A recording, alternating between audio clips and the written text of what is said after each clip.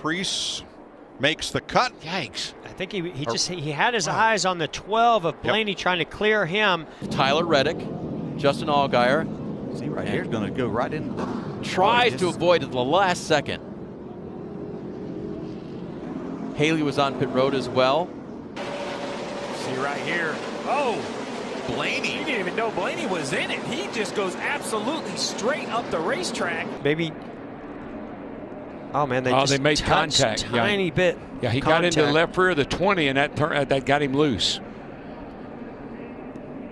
Gosh, he was lucky and he there. Got in, boy, real close there. And he kind of got himself in a situation where, as the 34 McDowell along for the ride. There he is. Yeah, so I think Stenhouse was the first one in the fence with all his cars side by side there. Not enough room. Yeah, Kurt Busch squeezing the 17 into the wall. And look at here, maybe the 17, a little angry with that. Turns him into McDowell. Almost flips the 34 car. And it all began. Look at Burton in the 18. He gets away unscathed, as does the 13 of Johnny Sauter, and the 17 of Ankrum just a bit clicked there in the, well, maybe a little heavier than we thought in the left front, but. The inner loop, out of the inner loop, into the carousel. What is he going to do? He gives him a little bit of bumper. Hey, send him into the tire barrier right there. Payback from earlier. Top of the screen, you see the yellow truck on the right started to go sideways ahead of him. Looked like Cicerelli not, oh, look at that damage. And then just nowhere for Chris Fontaine and that blue and yellow 47 truck to go. You could see the fire come out of the exhaust. He was off the gas for sure, but just couldn't get stopped in time. Rolled faster than he did coming into the corner, and it pulls the back of that car around with it as he went by. Great look at it right there. And great execution from our production group, all the camera folks who are out in the elements today. Very windy and cold day in Texas. We appreciate all they bring each and every week.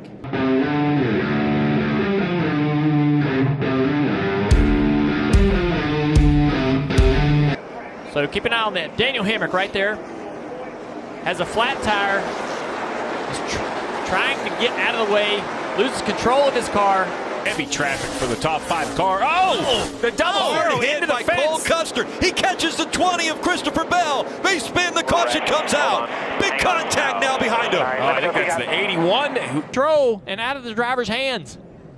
Yeah, Harvick trying to push him to get him by that middle lane, and they just, when he hit him, it just shot Brad up. Then it just all stacks up, and guess what? When you all running a line together trying to help each other and something happens, guess what happens to all of you? You all get damaged. Harvick's in the fence a little bit. I think he's going to be okay. And there's Tyler Reddick. All of them in their first 500 start, and moves on. Yeah, and I just wonder if McLeod was trying to get woed up, and I think Cody Ware had no idea he was coming to pit road. And you're right, Jimmy Johnson did get collected in that. The fire that we see there. Honestly, we saw a fire during practice yesterday, and it was because of oil, a broken oil line that the headers ignited or something like that. Could be broken oil line or a broken fuel line. He's chasing the 22 down to try to get the side draft off him, and I don't think he knows that he's there. Yeah, Ryan Sieg was in a hole there, and no fault of Ryan Sieg. That's just one of those racing incidents, and he has to go 3 wide, 4 wide, and they just run out of real estate. Contact with the 41 up the track, catches Hemrick. Legato down there on the bottom of the racetrack as he went out of and throwing that debris, tire debris, up in the air. You can't see it because the trash compound's so dark. You can't really see where that stuff's at, where the groove's at, and where it ends. did you see how aware Crafton was of everything that was going on around him? As soon as he saw that go bad, to the apron he goes. And watch the job that David Gilliland does. Those trucks are crashing right in front of him. No way he misses that. Right in front of that blue truck with Valvoline on the hood. He's able to sneak through. A little bit of damage there to that right front of David Gilliland. Crafton has barely missed. Down at the bottom of the track. Oh, that's Noah. Just like you called it, Steve. He's going by him so fast, the air just disappears on the side of that 66. And so he's just getting loose right here as the 14 goes to his outside.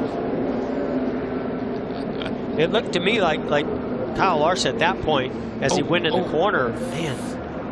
Heavy impact. Yeah, the 3 of Austin Dillon really. How about Gustine coming around the outside? Contact, and Dean is going to take out Rose.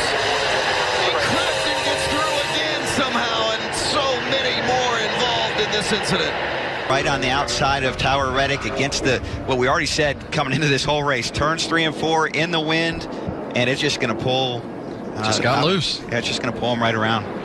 It's going to collect Christopher Bell and a whole list of others. And we talked about this in the pre-race. You knew this was going to happen in this race. Kevin, turns 3 and 4, very difficult, windy conditions. Everyone is taking every little gap that's there, and here comes a crash. That turned hard. Got into the 86 to the 51 of Jeremy Clements. Timmy Hill in that as well. Justin Allgaier. And that's a product of him getting caught in the first crash. I mean, this racing has been outstanding since we got the green flag with 6 to go. Man, he went nose first after contact with Cole Custer. Yeah, and I don't know exactly what happened off of turn 2 over there. Final lap, his teammate Denny Hamlin just got loose off the corner. And around he went. And into the inside retaining wall. That's Mike Harmon coming out of there. So here he is on that curb. Oh. Overcorrected. Yeah. Right into the Armco barrier. Wow. Per mile-and-a-half race. You're right, Steve. That's a big impact for that 98. Yeah. We talked about these composite bodies, how strong they are, but there's still the suspension when it hits those tires that hard. Look at that impact by Tyler. That's a huge shot.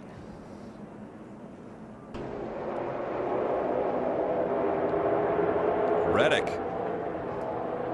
Oh, Reddick was out of control going up the racetrack. Big hit. Watch that again. There was a lot of things going on there at once. Yeah, I'm not sure if the Reddick had a flat tire or just get out of line. Side force. And they get really close together in turn 2. Just sucking the 48 car right around. Yeah, the one car, Kurt Busch, he just had some issues and just got up the racetrack, and that allowed both of these guys to get underneath them. And you said it. I mean, when you get underneath somebody like that, it's easy to get the air taken off of your spoiler, and just around they went, 3 wide. Just normally doesn't work very well at Indy. It's just not a wide racetrack, enough groove. Until that just happened right there. Now 3 wide, 2 rows back, 3 rows back. Oh, Boyer gets turned. Yeah, looked to me like he came up just a little bit too early on McDowell. Oh, my gosh. And William Byron's luck runs out. You actually go for it, it's not. Well, Sheldon Creed was going through the middle. He was going to try to get underneath Ross Chastain, and Ross realized that and started to turn down to try to block that move, and there just wasn't time, Michael, as we've been talking about. Look at nice job by Natalie Decker. Check that out. She's going to maybe make just a little contact, but up on the racetrack, she was sideways. And talked at the start of this broadcast about how difficult it is to keep control of your truck when you're down on the bottom. It just got loose. No air on that right rear fender because of the outside. Watch this damage right here. Traffic, and then bam. Wow. Look at that contact. That was a block. I think the 3 got there. He didn't mean to get there. It was just a little bit of contact. When Clint goes across the back bumper of that 3, it turned the 3 sideways. It upset the back of that 3 car. And then at that moment, Austin's trying to just catch his car. He's steering the race car, trying to steer the back of the race car. It starts driving like a forklift at that moment. And then he's down. The 2 of Creed right there in the middle, and it looked like Jordan Anderson had some sort of an issue and slowed, it looked like. Well, and then Creed ran in the back of him. Not sure Sheldon Creed had anywhere to go. No, I don't think so either. Yeah, Jordan looks. The front end just goes light on him up the hill. Cranked it left, like you said, Phil. Then back to the right, but it was too late. A hard shot into the safer barrier. Fill those 32 spots to see who's going to get their shot at winning tonight, and for the second time, and that's a big hit for the 34 of Jesse Awuji. We were just talking during the commercial break, Michael and I, and Rick, he came off the end of the front straightaway, and that hard shot shot into the barrier. Something let loose on the right front. Probably a tire going down there right in front of Ricky Stenhouse Jr. Landon Castle at this point along for the ride and into the wall. Wow, what a hit.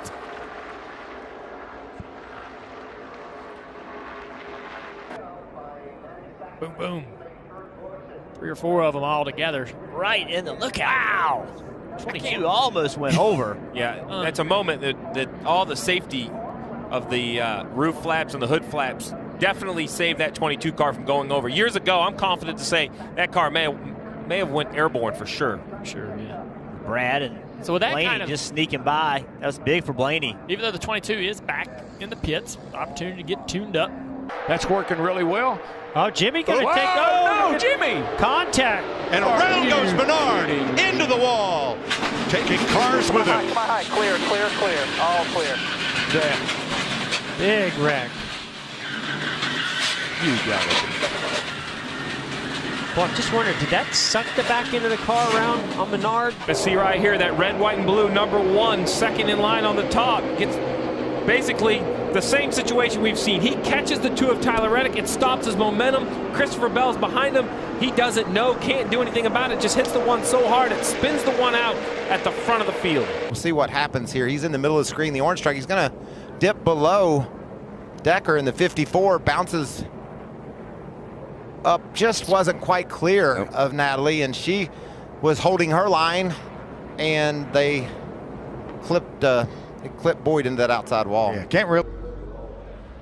Really very similar to what we saw a little bit ago with Austin Cindric and Brandon Jones, right? Car on the outside, kind of takes the air off the car on the inside, and on the inside. And Gilliland had nowhere to go either. He had someone on his back bumper, and boy, that's a man, that's a frightening feeling seeing that wall coming at that speed. Believe me, I know I've hit a few of them. Thank goodness for the safer barrier. Obviously, you see how much damage there is to that truck. How about Alex Bowman in the 88? He gets a shove. He's going to go sideways right in front of the pack. The 48 caught up, and the 9 is caught up. The caution has come out. He got a big shove right into the front of the pack. Next car down the front straightaway. Huge block coming right here. Blaney, as they go around, the 37, almost upside down. So's the 96, Parker Kligerman. Here they come. They make contact. They're side by side. It's a photo finish at the line. Eric Jones tries to feel the hole, and Brad, it's very tight right there. Brad coming down the 20, trying to get in that position, and it took all the air off the right side of that 20 car. Eric Jones getting a little bit loose there underneath the 2. Tries to make it 3 wide right there. Busher comes down. A little bit of contact right there, and just turns the 37 around. Boy, and Benedetto had nowhere to go, and Truex had nowhere to go. So happy to see that 37 car stay on the ground when the 95 hit him. Yeah, big hit by Haley in the 77. Wow. The 17th of February looking way too much like the 4th of July. Amen. Fireworks everywhere. Yeah, and it really and truly, it was Paul Menard.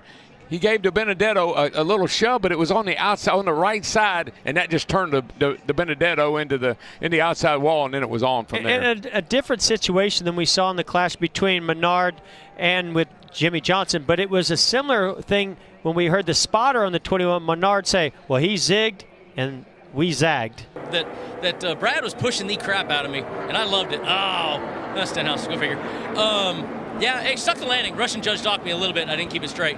No, I mean, look, the Beard Oil Chevy, man, we ran a great strategy. Darren Shaw, Ron Lewis, my spotter, everybody. It was awesome. I mean, 62 was in front for a split second. And let's see, legs together. I mean, didn't really stick it well. But Fourth, Joey Logano on the outside riding in 5th. They're all chasing Chase Elliott to the back straightaway. Elliott brings them off turn number 2. Now they're spinning at the back of the pack. Kyle Larson, William Byron, David Reagan careening out of control. Up front, Bowman to the outside of Elliott for the lead in 3. Here's Bowman with the race lead. To the top of the banking goes Eric Almirola. Chase Elliott working down to the inside as they work their way off turn 4.